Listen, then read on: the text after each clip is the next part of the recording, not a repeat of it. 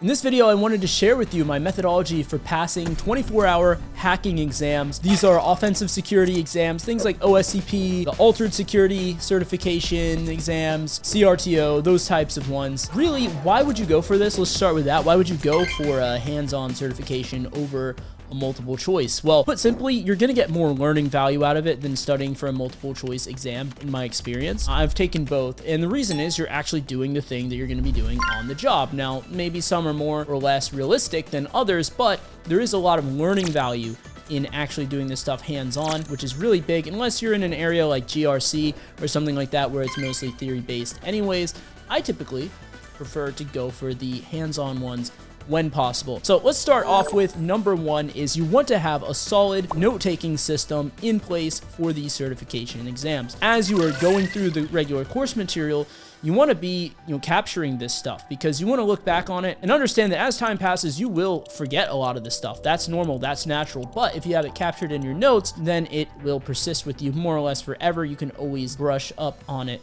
as needed. Now, as far as what note-taking software to use, I'll leave that up to you because it's all personal preference. Now, I prefer to use a note-taking software called Obsidian, which allows me to write my notes in a language called Markdown, which is really nice because I can have code blocks and everything fits together very seamlessly. I can export it into PDFs and things like that. Back in the day, I used to use OneNote. It's really all your preference, I would say. And I would definitely recommend to back up your notes. I've heard horror stories of people accidentally wiping their PCs and losing all their notes. So definitely make sure that you're saving it somewhere, whether you're pushing it to GitHub or maybe just backing it up on another device. With your note-taking software, make sure that you have a search feature, a way to search through all of your notes simultaneously. That's one thing that I like about OneNote and Obsidian and stuff like that. It's very easy for me to search up commands. So when I'm on those exams, I can quickly have all the information at my fingertips. I like to make cheat sheets for these exams as well. That's the second point, is create a cheat sheet with your most common commands. And the better you organize these cheat sheets, the better off you're going to be prepared for these exams. So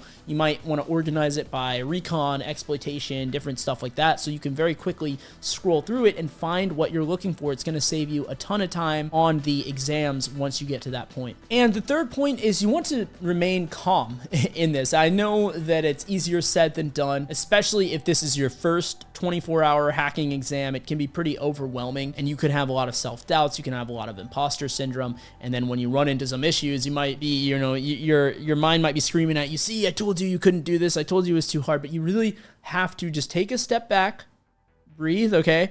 And you have to, you don't want to have this doomer mentality. You want to really be as cool, calm, and collected as possible. So whether that means you need to, occasionally take some short breaks, go for a walk, anything like that, make sure that you have a calm mind, get plenty of sleep the night before. All the, log standard things that you hear people say when they give advice for these certifications around mindset. Yeah, you want to apply that. You want to be calm. It really is going to make a huge difference because you can know all the material, but if you're under a lot of duress and stuff, you're not going to be able to access the information that you have. And the next point is that you want to start slow and enumerate thoroughly. This goes back to the whole point of being calm. It's kind of hand in hand with that, but you don't want to try to rush through. You don't want to be too sure that you know what the answer is, especially in something like OSCP where there's a lot of rabbit holes, because you could end up wasting a lot of your time and insisting, no, it has to be this, it has to be this. Start slow. Remember, enumerate, enumerate, enumerate. It's annoying, people say this, but there's a lot of truth to it. Enumeration is king. While you're enumerating, actually look at what you're enumerating, right? You could have the answer in front of you. You already enumerated it, but if you weren't paying attention, if you weren't looking at it with a careful eye, then you can also miss it. But being calm is going to help you be able to do that better and be able to spot the things that are there. And sometimes you just need to fail. I hate to say it, sometimes you need to fail a certification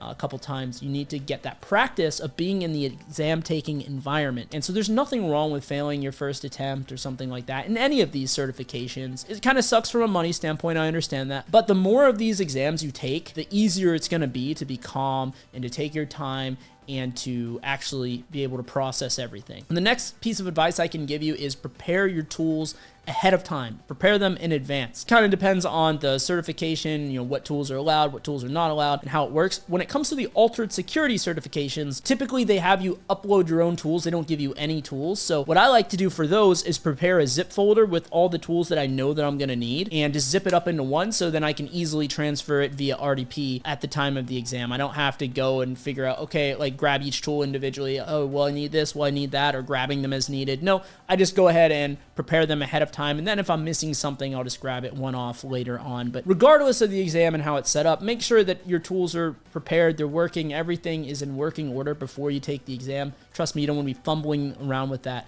while you're also trying to get into the exam on a limited time crunch. If you are pursuing certifications and you're trying to break into the field, set yourself apart, yes, certifications are a great part of that, but it's only a part of that. Really, it's your entire portfolio that comes into play. So you want to gain experience, you want to really leverage yourself, you really want to leverage every advantage that you can get to really set yourself apart in the realm of cybersecurity and experience and things like that. And it might be hard from your point of view of like, how do I know what those things are? Definitely want to leverage a mentor, someone that's been on the other side. So definitely check the link down in the description below, fill out a brief survey, and I can help get you on the path with mentorship and things like that to really give you that extra advantage, because in 2025, we need all the advantages we can get. You know, there's a pretty competitive job market out there and everything like that. So definitely take advantage there. Now, the other thing that I will say is just expect that things are not always going to go 100% smoothly on these exams and things like that, right? And I'm not saying to assume that everything's going to go horribly wrong, but be ready for some,